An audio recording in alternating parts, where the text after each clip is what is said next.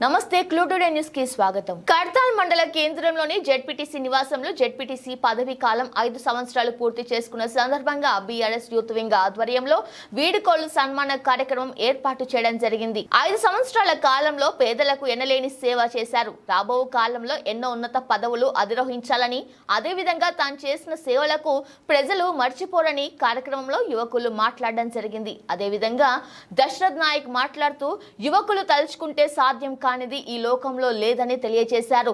యువకుల బలంతోని రాష్ట్ర రాజకీయాల్లో కీలక నాయకులు అనేక స్థాయిలో ఉన్నారని తెలిపారు.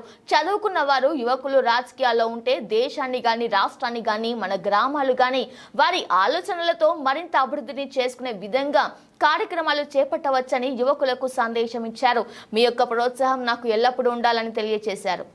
ఈ కార్యక్రమంలో పిఎస్సిఎస్ చైర్మన్ వెంకటేష్, మాజీ ఎంపీపీ సువాలి పంతు, మాజీ ఎంపీటీసీ ప్రియా రమేష్, మాజీ sarpanch Shankar, BRS youth town president కొప్పు కృష్ణ, బీఆర్ఎస్ మండల ప్రధాన కార్యదర్శి చేగురి మహేష్, యూత్ అధ్యక్షులు కంబాలపల్లి అంజీ, మహేష్, ముస్లిం మహేష్, పాండురాజు తదితరులు పాల్గొన్నారు.